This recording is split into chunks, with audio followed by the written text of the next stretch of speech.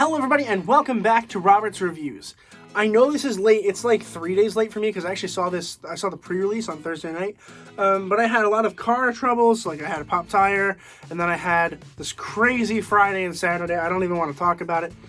They were crazy long and unexpected, and school is starting to pick up on homework. It's crazy. But better late than never, of course, so we're finally going to talk about Shang-Chi and the Legend of the Ten Rings.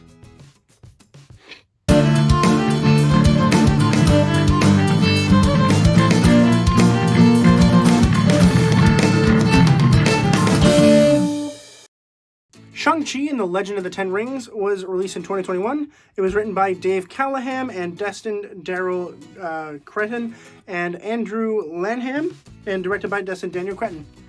And no spoilers in this at all. There's no spoilers. It's going to be a quick video, just me talking about my thoughts. And I want to preface this by saying it is a good movie. Like, we all know and appreciate the fact that it is a pretty good movie. However, I will say it's not my favorite. And I think that a lot of people are like, yeah, it's really good. I don't like it as much as most other people do. But credit where credit is due, it is a very good movie. Like, I like it a lot. You'll see my grade at the end and you'll be like, yeah, that's probably fair. I'm going to spend a lot of time in this video talking about things that I didn't like, just because you already know what I do like of it. Like, you just know it's what everybody else likes. It's good. But there are things that I didn't like that I think a lot of people did like, and I do want to talk about it. First, let's talk about the acting, which I thought was pretty good. I think Simu Liu was fantastic. Choni Chawao-Lung is very, very good. And Awkwafina, of course, is really, really funny. I think Awkwafina's character is a little bit too funny in some areas. Most of the time, she's good and out of the way. But there are some moments where I'm like, did you really have to crack a joke right there? But by the end, she actually develops this really cool character trait that I really liked. And I'm hoping we actually see in the future, but I don't know if we will. I can't talk about it because it's spoilery, but I thought it was really cool. I think the issue that I had with the villain was I didn't care about him enough. Like, because the dad was really, really marketed as the villain, I already went into the movie thinking, I'm going to hate that guy. And I just feel like if they didn't market it so much as a father against son thing, which it isn't really a father against son thing for a little bit of it. The main conflict, sure, but like for the most part, it's not. And it frustrated me because his backstory is very good. Like, I actually think his backstory is very solid. It's one of the best backstories in the MCU for a villain. The issue that I had was I didn't care about the backstory because I was already determined to hate him.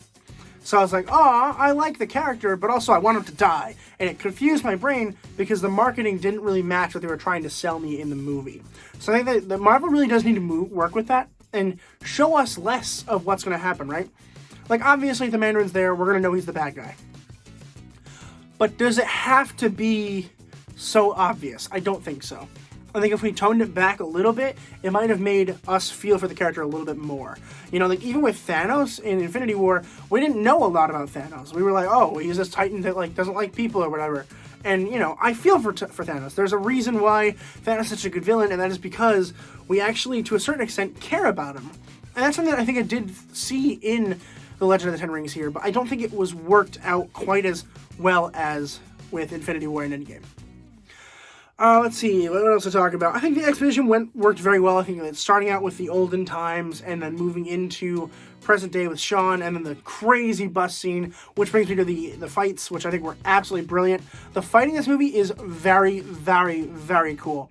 The kung fu you see is, like, absolutely brilliant. It has some of the best action I've seen in the MCU as a whole. It is a 25th movie, so we need to get somewhere. A very big improvement in the style of fighting that I really enjoyed. However, the issue that I had was the last big fight, which I can't talk about, is almost entirely CG and has nothing to do with kung fu. The Ten Rings plays very little into most of the film, actually, unfortunately. It does, but not to the extent that we think it will. And so a lot of it just kind of feels wasted because we start off the movie with some really, really great action sequences and then kind of diminuendo into some fights at the end, which I think was not smart. I think we should have gone the opposite direction.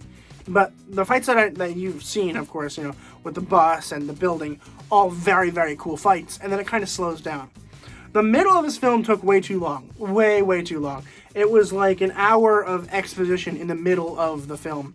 It felt like a second exposition. And you might think, oh, that's cool world building, right? No, there's not a whole lot of world building. We need more world building, less character development somehow on the later characters.